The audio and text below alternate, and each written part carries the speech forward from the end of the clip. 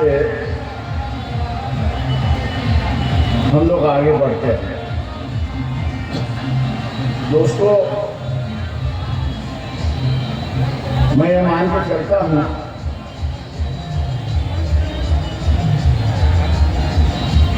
कि बाबा साहब का जो कारवां है उसके बारे में कई चर्चा शुरुआत है। कई लोग ये कहते हैं कि जो बाबा साहब के अनुयायी है, महात्मा फुले के अनुयायी है,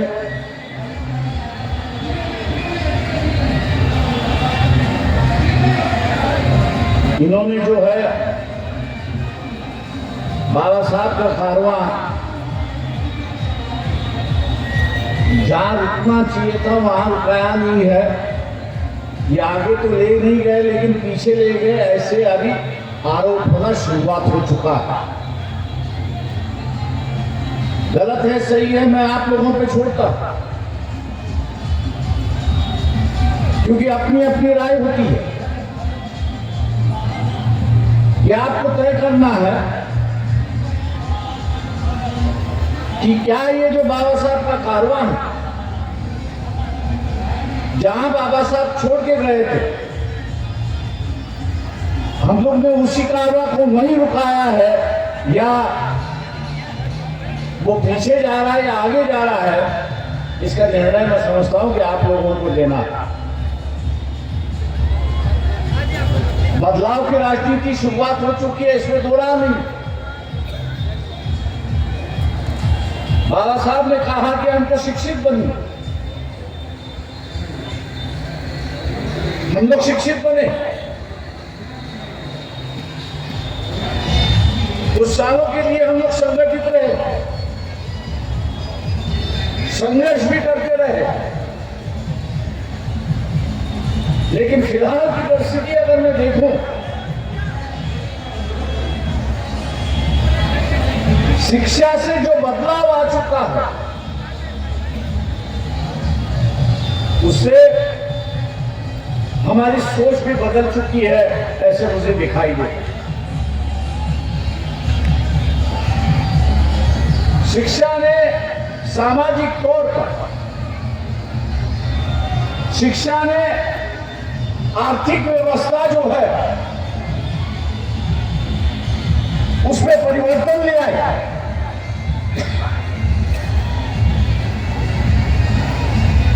और उस परिवर्तन से हम लोग के अंदर भी परिवर्तन हो गया, इसलिए। लेकिन इस परिवर्तन की जो है अब गलत अर्थ लगाया जा रहा है, ऐसा मुझे दिखाई दे। ये बात सही है कि आर्थिक बदलाव आने से हम लोग में लड़ने की क्षमता बढ़ गई।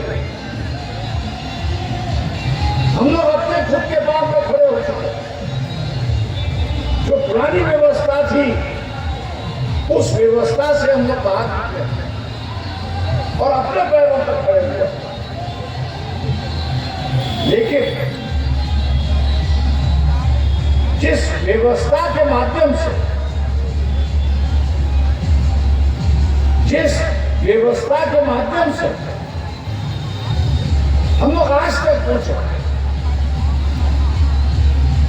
क्या उस व्यवस्था को हम बरकरार रख सके? क्या उस व्यवस्था में जो तब्दीलियां आई, क्या उस तब्दीलियों की वजह से हम अपना अधिकार खोने लगे हैं? कहीं ना कहीं तो भी क्या हम लोग को यह डर लगने लगा है कि पुरानी व्यवस्था दोबारा आएगी? ये तमाम सवाल है जो मैं जानता हूं कि आप लोगों को जवाब देंगे।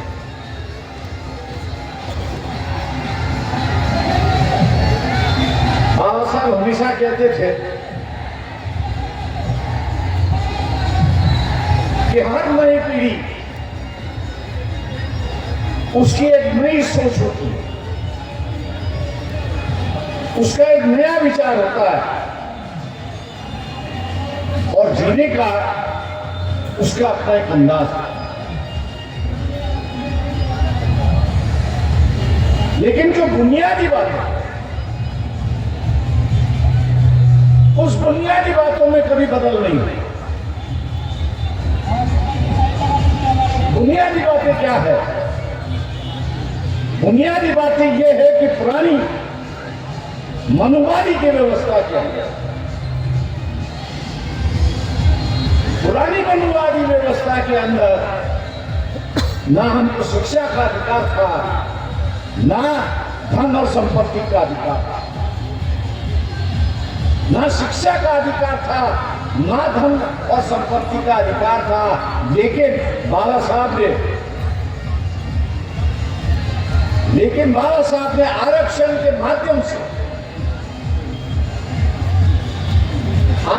माध्यम से शिक्षा की व्यवस्था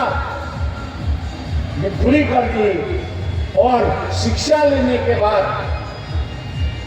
सरकारी नौकरियों में जाने का रास्ता आरक्षण से मोकला। हम लोग सरकारी नौकरी में लग गए।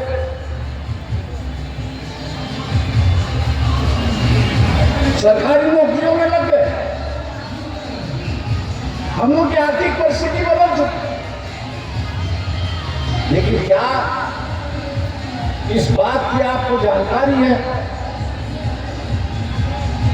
कि इस आरक्षण के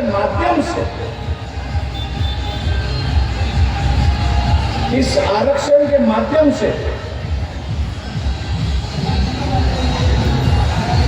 जो तनख्वाह मिलती थी, जो तनख्वाहें हमको मिलती थी, क्या इन तनख्वाह पर हमारा अधिकार कितना था? इन तनख्वाह जो है, इनके हमारा अधिकार कितना था? किसी भी स्टेट में आपको, उत्तर प्रदेश के राज्य में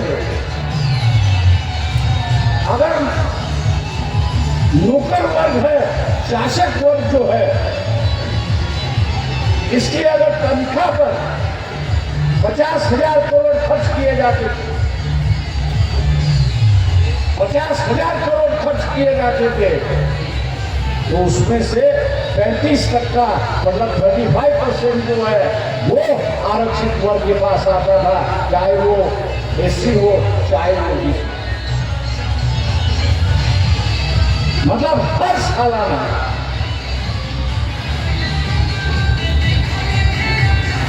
सालाना जो है हर राज्यों में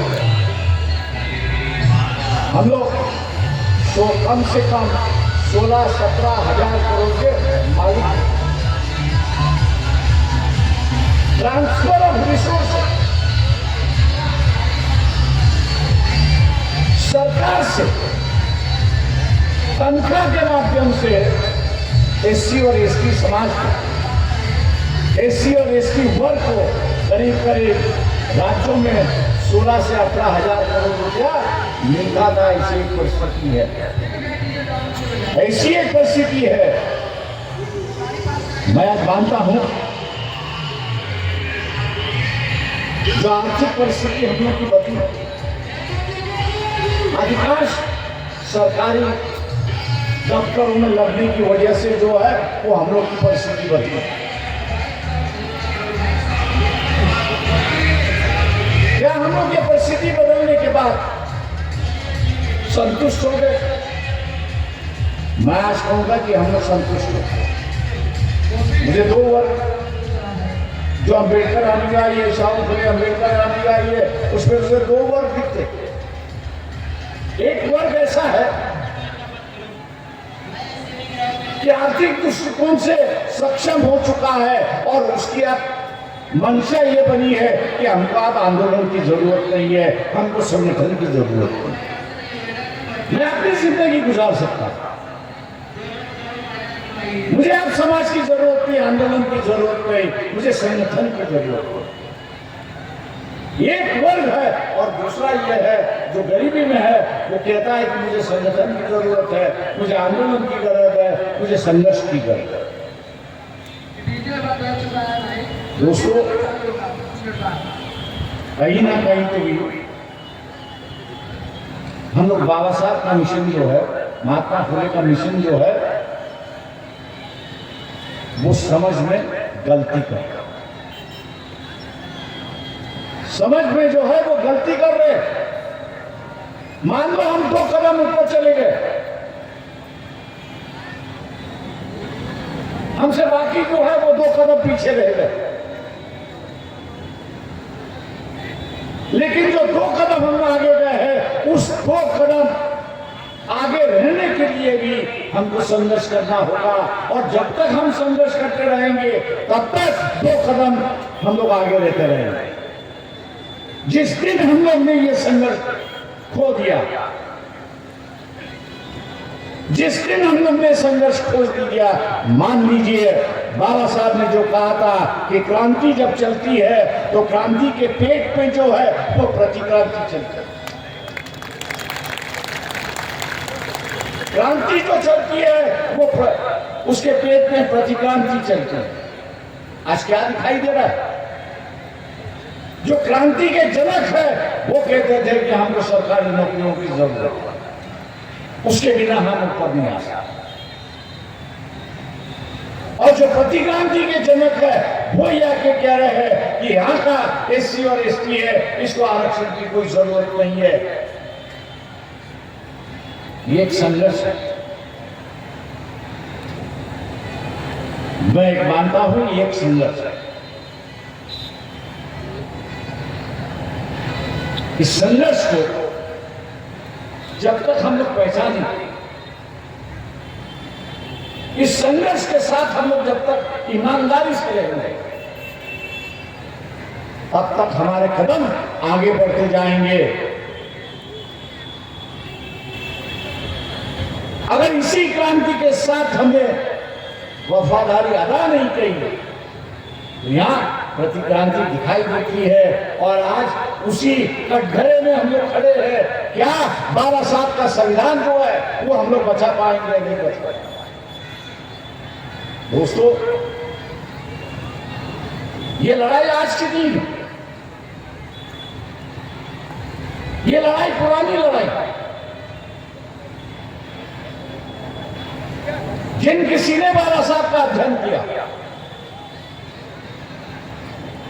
यही क्रांति और प्रतिक्रांति का जो सिद्धांत उन्होंने दिया, उसमें पिछले 1000 सालों में संतों के माध्यम से और लोगों के माध्यम से क्रांति कैसे शुरुआत हुई, बदलाव कैसे शुरुआत हुआ, विचारधारा कैसे बदली। और जैसे ही उन संतों का अंत हुआ, कुछ सालों बाद उनके आंदोलन का भी अंत हुआ और प्रतिक्रांति जीत के आई है। ये बाबा साहब हमारे सामने, मैं आज मानता हूं जिस सीढ़ी से जो है, जिस स्टेयरकेस से जो है हम लोग ऊपर आए, हम ऊपर आए,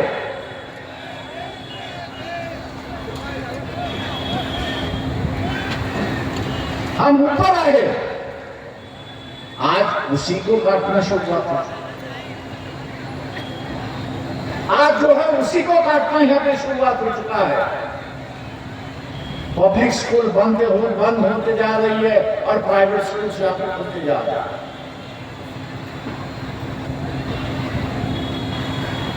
पब्लिक स्कूल्स बंद होते जा रहे हैं, प्राइवेट स्कूल खुलते जा रहे हैं। और प्राइवेट स्कूलों में फी इतनी बढ़ाई जा रही है कि कुछ परिवार अपने बच्चों को पढ़ाई नहीं दे सकते। इसलिए 10 साल के बाद का आप सोचिए,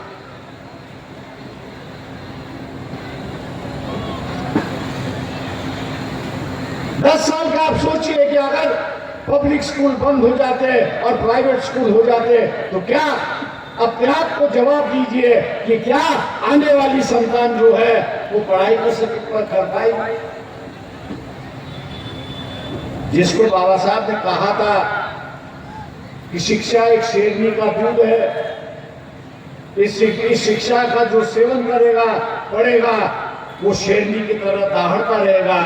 आज वही शिक्षा जो है हम लोग से निकाली जा रही है। इसलिए तो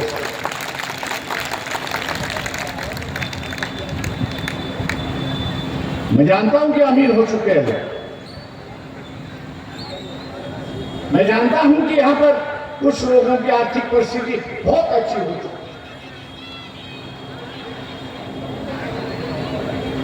लेकिन नामदेव प्रसाद एक पैंथर के नेता थे।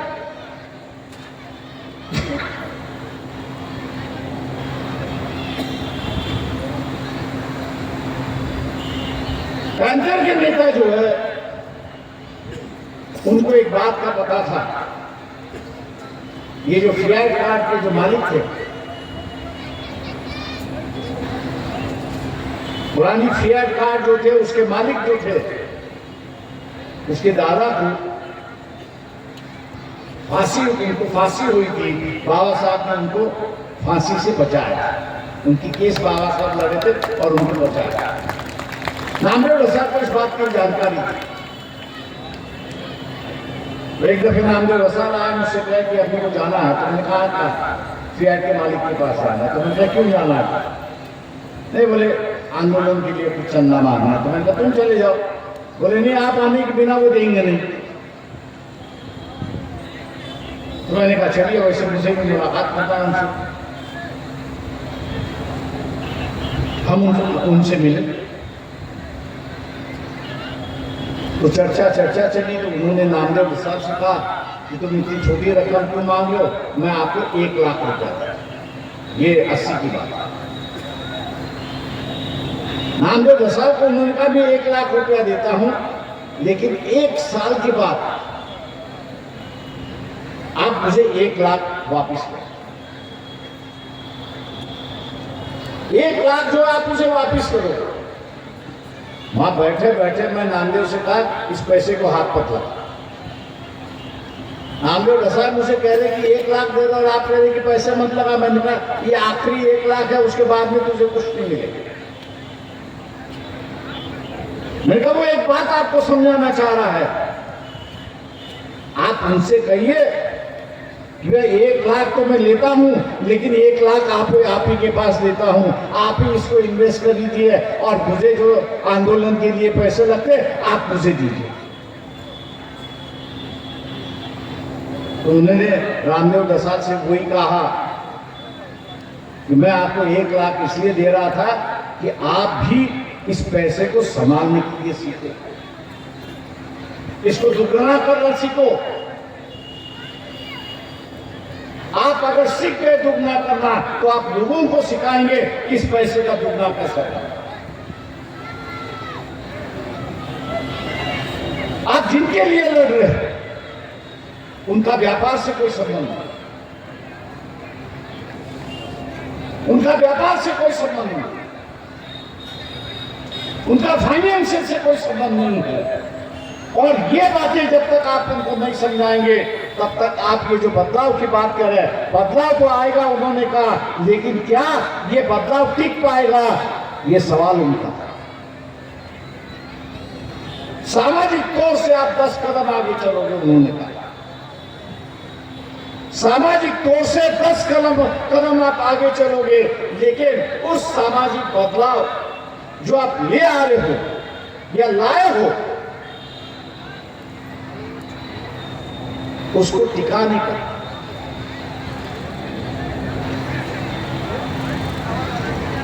उसको इस मट्टी में ग्राउटिंग करने का,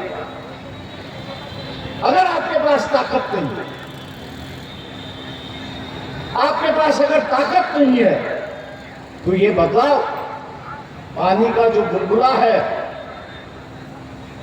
पानी का जो बुलबुला है, हवा जब तक है तब तक ये बदलाव आपको दिख जाएगा।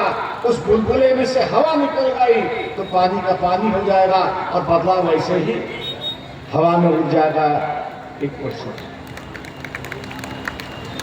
मैं आज यही समझा रहा हूं, हम अमीर हो गए, ये बात सही है।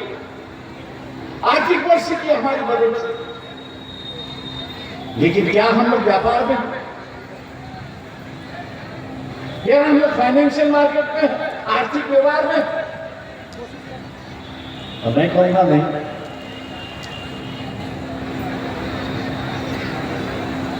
बदलाव की जो प्रक्रिया अब 21वीं सदी में जो है, 19वीं सदी में, 20वीं सदी में जो है वो सामाजिक, हम लोग को सामाजिक बदलाव चाहिए, एक इज्जत की जिंदगी जीना। हमने इज्जत तो हासिल, सामाजिक अधिकार हमने हासिल, अब ये हासिल किए हुए अधिकार, ये हासिल किए हुए अधिकार अगर हमको बरकरार रखना है तो हमको किसी न किसी की जरूरत होगी, और वो जरूरत इस देश की अर्थव्यवस्था और व्यापार जो है उसमें हमको जाना है। मैंने जैसे कहा कि सरकारी नौकरियों के माध्यम से, सरकारी नौकरियों के माध्यम से जो तनख्वाह दी जाती थी उसमें से 35 तक का हिस्सा हमारे पास होता था, और इस देश की 35 तक के अर्थव्यवस्था हम अपने हाथ में रखते, हम अपने हाथ में रखते थे।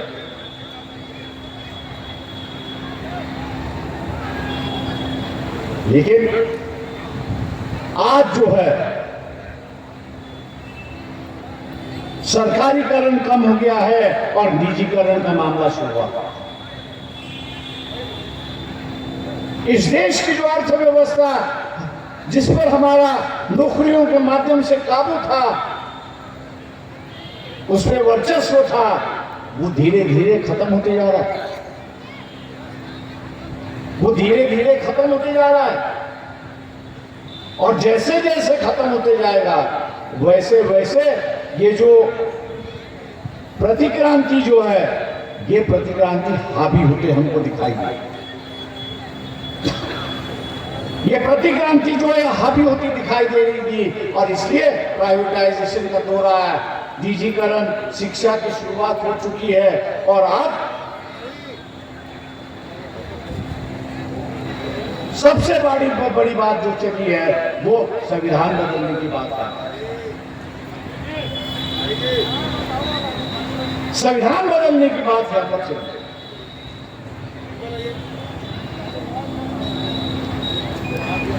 संविधान हमको अधिकार दे, संविधान जो हमको अधिकार देता, और वो अधिकार देने की वजह से हम लोग को अधिकार भी है। अगर मान लो यही संविधान अगर बदल गया तो आपके अधिकार चले गए। मैं पूछना चाहता हूं कि नया संविधान जो आएगा उस नया संविधान में प्रावधान क्या होगा? शिक्षा का प्रावधान क्या? सरकारी तिजोरी में जो पैसा आता है उसका ट्रांसफर एससी और एसटी या ओबीसी को कैसे होगा, उसका विवरण क्या?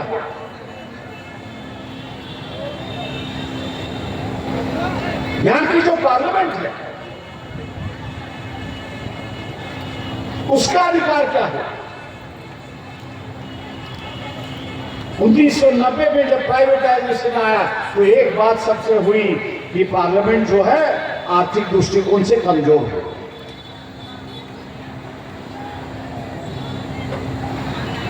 उन्नीस सौ 1990 में मनमोहन सिंह ने जो प्राइवेटाइजेशन लिया है, उस प्राइवेटाइजेशन की वजह से पार्लियामेंट का जो अर्थव्यवस्था का अधिकार था वो अधिकार निकल गया, क्योंकि सरकारी कंपनियां का जो है वो लिलाव होना शुरुआत हुआ, उसकी शेयर्स बेचना शुरुआत हुआ और जहां पर हम लोग लगते थे वहां के दरवाजे हम लोग के लिए बंद। कम से कम सरकार ने 2,500 कंपनियां बेची। कितनी? 2,500 कंपनियां बेची। मैं पूछना चाहता हूं, उन कंपनियों में एक किसी शेड्यूल कास्ट का व्यक्ति, एक किसी ट्राइबल के व्यक्ति ने एक सरकारी कमेटी को खरीदा क्या?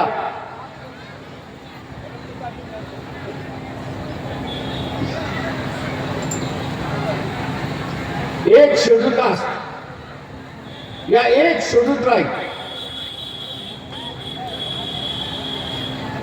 एक शेड्यूल कास्ट और एक शेड्यूल ट्राइब, इसलिए ये जो सरकारी कंपनियां बिक गई उसको खरीदा है क्या?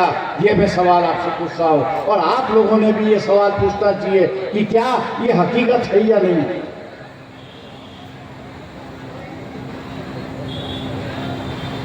जो पुरानी व्यवस्था है वो दोबारा यहां पर सरकार लाना चाहता है। पुरानी व्यवस्था जो है वो जमीनों का मामला था।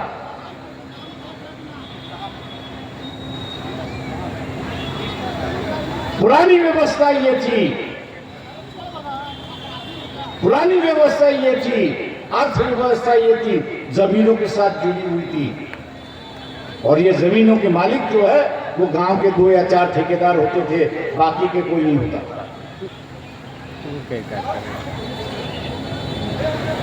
2 और 4 ठेकेदार वहां पर होते थे, वो जमीनों के मालिक होते थे और बाकी जो है वो उनके साथ में लेबर होते थे, बाकी जो है वो मजदूर होते थे। आज भी क्या हो रहा है? वही तरीका अपनाया जा रहा है, वही तरीका अपनाया जा रहा है कि सरकारी कंपनियां हो या प्राइवेट सेक्टर्स की कंपनियां हो, कुछ चंद लोगों के हाथों में दिया जाए, कुछ चंद लोगों के हाथों में दिया जा रहा है और पूरी अर्थव्यवस्था उनकी मालखाना बनाया जा रहा है, उनकी मालकी हो रही है। और बाकी जो है वो यहाँ पर मजदूर होगा, लेबर होगा, चाहे व्हाइट कॉलर लेबर होगा, क्लेरिकल पोस्ट पे होगा, ऑफिशियल पोस्ट पे होगा, लेकिन उसका अधिकार क्या है? कुछ नहीं। नौकरी करने के अलावा उसके पास कोई अधिकार नहीं है। इसलिए हम लोग को सतर्क रहना है। बाबा साहब की जो अन्य है, महात्मा फुले के जो अन्य है, उनको सतर्क रहना होगा और हर वक्त जब कभी उनके अधिकार पर हमला होता है तो उनको प्रति हमला बोलना जरूरी है। मैं आज मानता हूं ये लड़ाई जो है किन विचारों की सत्ता होगी, ये सबसे बड़ी बात।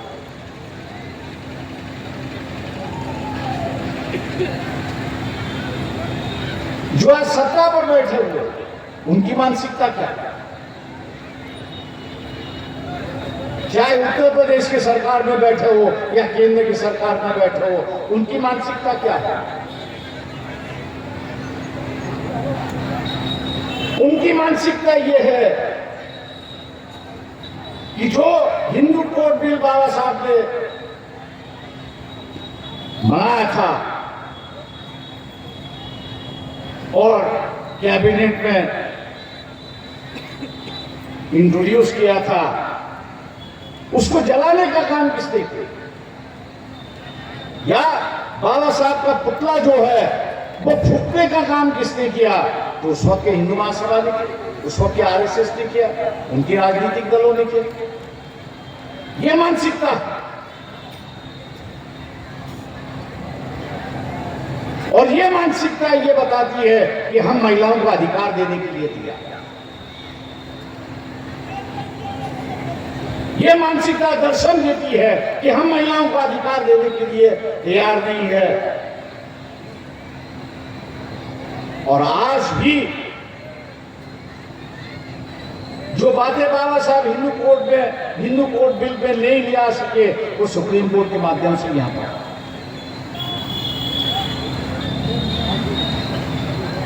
हमारी लड़ाई खत्म नहीं हुई, ये ना खत्म होगी। इस देश में एक वर्ग हमेशा जिंदा रहेगा कि जो मनुवाद की बात करता रहेगा और मनुवादी बनता रहेगा।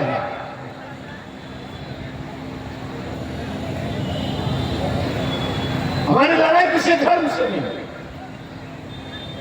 हमारी लड़ाई जो है वो मनुवाद से लड़ाई है और मनु की व्यवस्था के साथ है। और ये लड़ाई जब तक चलती रहेगी, जब तक यहां पर बुद्ध की विचारधारा, आम आदमी की विचारधारा जब तक होते नहीं, तब तक ये लड़ाई शुरुआत रहेगी। ये हम लोग को ध्यान में रखना है। और इसलिए जो तमाम अम्बेडकरवादी जिनको लगता है कि अभी मूवमेंट की जरूरत नहीं, आंदोलन की जरूरत नहीं, संगठन की जरूरत नहीं, मैं उनसे एक पूछना चाहता हूं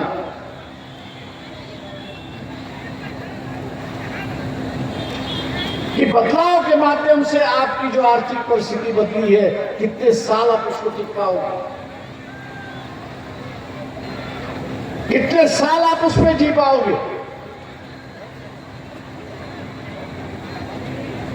जब तक पूंजी है तब तक जी पाओगे, जिस दिन पूंजी खत्म होगी उस दिन आप क्या होगा? मैंने नामदेव रसाल का उदाहरण उसी के लिए दिया कि हम लोग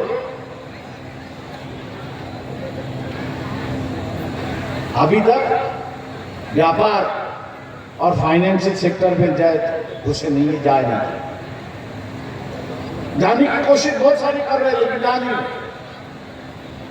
स्टेबलाइज नहीं हो चुकी। अगर यह बदलाव की लड़ाई हमको लड़नी है तो आज के दिनों में आप इस देश की अर्थव्यवस्था और उत्पादन शक्ति जो इस पर कितना कंट्रोल करते हो,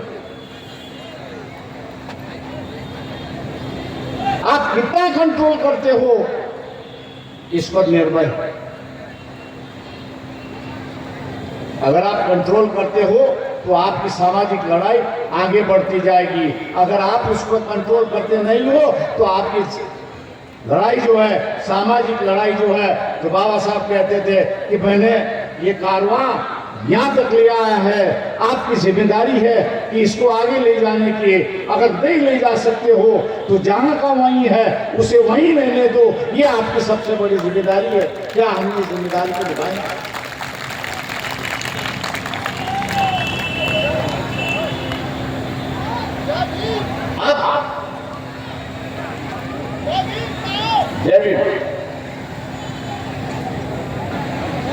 मैं आप ये मानता हूं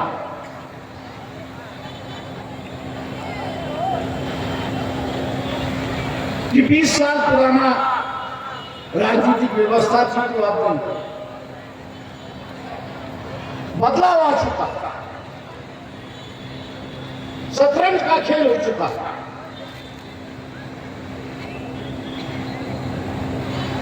शतरंज का खेल हो चुका है और जब तक हम लोग इसको परखते नहीं, समझते नहीं, तब तक हम खेल नहीं पाएंगे। इसलिए आज राजनीति का नया फंडा क्या है? आज राजनीति का नया फंडा है, किसी को अगर अपने कब्जे में करना है, अपने कंट्रोल में करना है तो उसको ब्लैकमेल करो, उस पर रेड डालो, उसको ईडी की नोटिस भेज दो।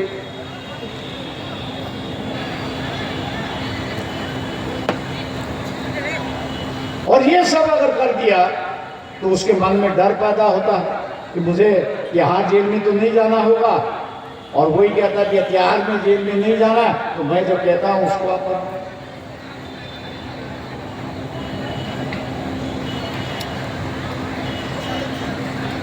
जो सत्ता में अभी बैठे हैं,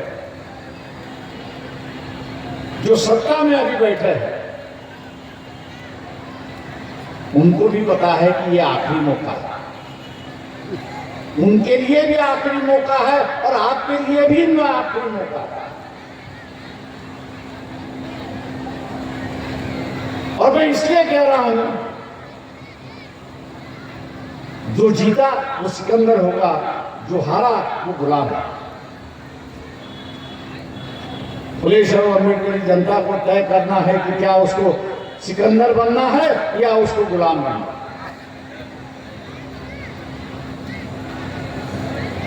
जिस बेरहमी से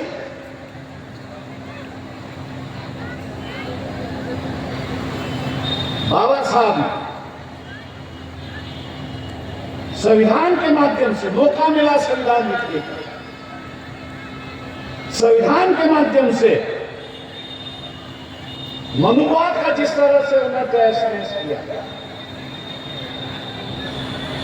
मनुवाद का जैसे उन्होंने तहस किया, मान लीजिए कि जो मनुवाद के पुजारी, जो मनुवाद के हिमायती है, उनको अगर मौका मिला वो उतने ही बेरहमी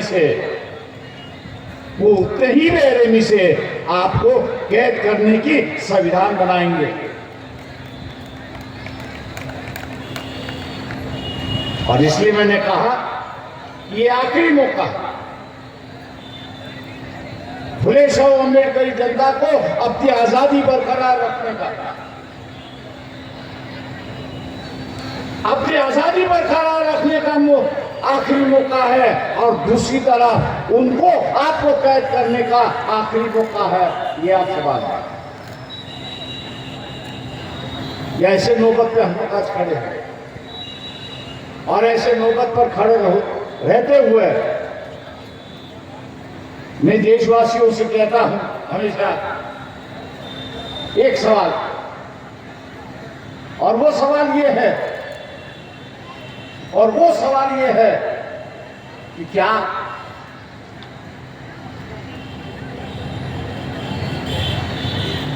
आप एक नेता का नाम ले सकते हैं कि जिस पर आप विश्वास रख सकते, एक नाम ऐसा ले सकते हो कि जिसके आपकी गर्दन उसके कंधों पर आप रख सकते हो। और मैंने 1 मिनट में जवाब, कोई नाम सामने नहीं है,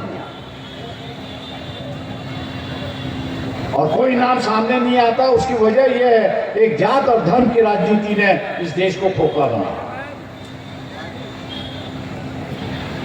मैं फुले शाह अम्बेडकरी जनता जो है उससे भी पूछ रहा, हर राज्यों में मैं ये पूछता हूं, क्या आप ये महसूस नहीं करते? क्योंकि जब मैंने राजनीति शुरुआत की, सामाजिक नीति शुरुआत की, तब दर्जनों नेता है, अब जो है दर्जनों नेता होते थे, तब लोग कहते थे अरे यार ये तो बिखरते रहेंगे, अपने में लड़ते रहेंगे। लेकिन वो अपने में लड़ते रहे, बात सही है, एक दूसरे को कोसते रहे, यही बात सही है। लेकिन उन्होंने आंदोलन की मशाल जो है वो हमेशा जलाते रखी है। इसलिए मशाल को उन्होंने कभी बुझने नहीं दी। मैं आज आपसे पूछना चाहता हूं, क्या उत्तर प्रदेश में ये मशाल जलती हुई आपको दिखाई देती है या बुझती हुई आपको दिखाई देती है?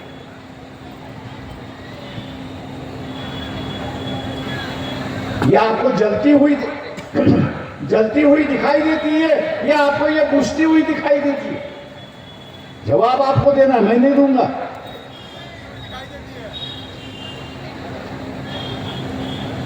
ये जवाब हर व्यक्ति को यहां पर देना होगा। अगर हर व्यक्ति को इसका जवाब देना होगा तो उसको दूसरा भी जवाब देना होगा कि मैं इसमें क्या कर सकता हूं।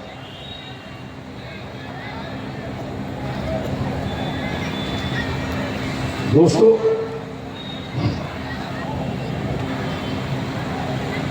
अभी जो ब्लैकमेलिंग की जो राजनीति है,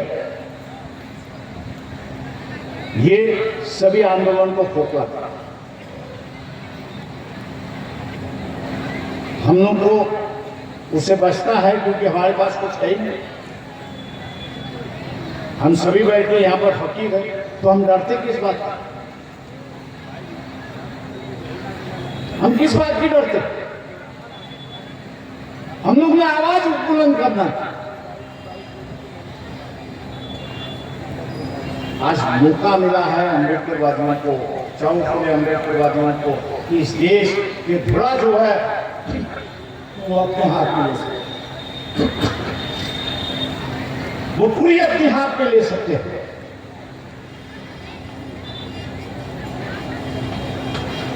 लेकिन हमको उस मानसिकता बनानी।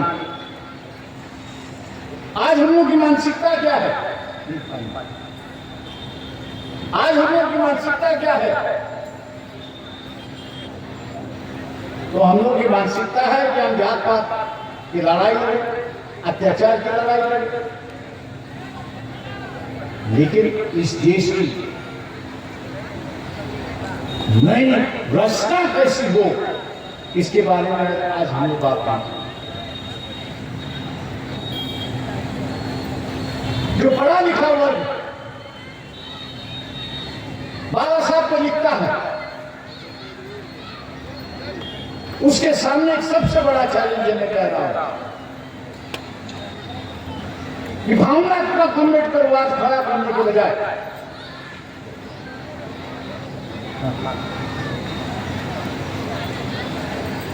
भावनात्मक अम्बेडकर खड़ा करने के बजाय बाबा साहब जैसे बिरला को कहा कि आपने बिहार को बहुत शानदार बना दिया, लेकिन बुद्ध की मूर्ति भी अच्छी है, लेकिन इस देश में बैठा हुआ बुद्ध की जरूरत नहीं है, चलता हुआ बुद्ध की जरूरत है। आज उसी तरह मैं आप लोगों से कह रहा हूं, वैचारिक बाबा साहब की जरूरत है, वैचारिक बुद्ध की जरूरत है। क्या ये जिम्मेदारी हम लोग अदा करें? बाबा साहब कभी सत्ता में थे नहीं, बाबा साहब कभी सत्ता में थे नहीं, लेकिन उनके विचारों के माध्यम से, उनके विचारों के माध्यम से उन्होंने जो है इस देश का एजेंडा तय किया।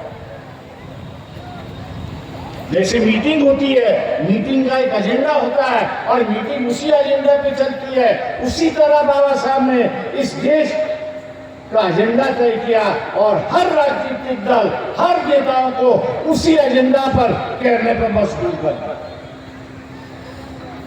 आज मैं मानता हूं पढ़ा लिखा अम्बेडकरवादी जो है उसकी ये जिम्मेदारी है, सोच समझने वाला जो अम्बेडकरवादी है उसकी ये जिम्मेदारी है कि ये बाबा साहब को बुद्ध की तरह चलते फिरते हुए बाबा साहब हम लोग खड़ा करेंगे या नहीं, ये मैं समझता हूं कि सबसे बड़ी चैलेंज है। और जिस दिन हम लोग ने ये खड़े कर दिया तो आप मान लीजिए कि आपको किसी के सामने झोली फैलाने की जरूरत नहीं है, किसी के सामने कटोरा ले जाने की जरूरत नहीं है। इन विचारों के साथ लोग आपके साथ चलेंगे और उन्हीं विचारों के साथ से इस देश का नया परिवर्तन आपको दिखेगा और वो नया परिवर्तन एक नया सामाजिक आंदोलन देश में पैदा करेगा। दोस्तों,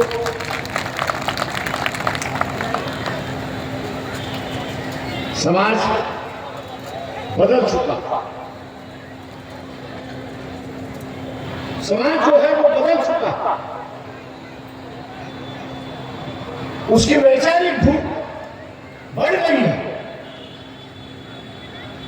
ये जो बेरोजगार है वो अम्बेडकरवादियों से पूछ रहा है आपके पास क्या व्यवस्था है तुम मेरे हाथ को काम दे सकते हो? और जिस दिन आपने कहा कि मैं कर दे सकता हूं, तो वो दूसरा सवाल पूछता है, व्यवस्था कैसी होगी ये पहले बताओ। और जिस दिन हम लोग ने ये नई व्यवस्था कैसी होगी और उसको उस पर विश्वास हुआ कि नहीं, इस व्यवस्था के माध्यम से मुझे बेरोजगारी दूर हो सकती है, तो वो बाबा साहब का झंडा लेते हुए बाबा साहब जिंदाबाद, बाबा साहब जिंदाबाद यही घोषणा करते रहेगा और इस देश का परिवर्तन। दोस्तों, अब हमारी जिम्मेदारी, अब हमारी जिम्मेदारी है कि इस नई परिवर्तन की हम लोग शुरुआत करें और इस नई परिवर्तन की हम लोग को शुरुआत करनी है। दोबारा झंडा हाथ में लेना होगा, संघर्ष करना होगा और नई बात और बाबा साहब की जो विचारधारा है, उस विचारधारा को भावनात्मक रूप से नहीं लेकिन असलियत के रूप में बाबा साहब को दोबारा लोगों के सामने पेश करना होगा, ऐसा मैं मानता हूं। वक्त हो चुका है, चिट्ठियां आती रही है, क्योंकि कल भी एक बाबा साहब अम्बेडकर के जयंती के कार्यक्रम में जाना है, इसलिए मुझे निकलना है। मैं यहाँ ही रुकता हूँ और आप लोगों से आग्रह करता हूँ कि बाबा साहब ने कहा कि आंदोलन पे विश्वास रखिए, संगठन पे विश्वास रखिए, किसी एक व्यक्ति पर विश्वास रखिए, किसी एक व्यक्ति पर विश्वास मत रखिए। हम लोग को दोबारा उन्हीं रास्ते पे चलना होगा और आंदोलन में विश्वास करना होगा, संगठन पे विश्वास करना होगा। तो आंदोलन और संगठन दोनों नए तरीके से बनाने होंगे। ऐसी एक मुद्दा सामने आया, बुद्धगया का मुद्दा सामने आया। भारत के बौद्धों को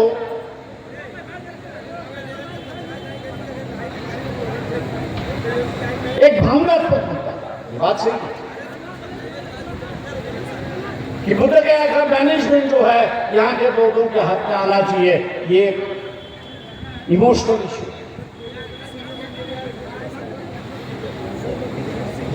लेकिन भारत को जब स्वतंत्रता मिली, भारत को जब स्वतंत्रता मिली, तब ये जितने भी बुद्धिस्ट राज्य थे उनके बयान क्या थे, वो सबसे बड़ी बात है। वहां के प्राइम मिनिस्टर हो, प्रेसिडेंट हो, उन्होंने कहा कि भारत को फ्रीडम मिला है, स्वतंत्रता मिली है, उसका हम लोग स्वागत करते हैं। अखबार वालों ने पूछा कि आप क्यों स्वागत करते हो, तो कहा कि अब हमको पासपोर्ट की जरूरत नहीं, भारत की भूमि ये हमारी ही भूमि। वहां के बुद्धिस्ट ने भावनात्मक संबंध व्यक्त कर दिया। आज मैं मान के चलता हूं,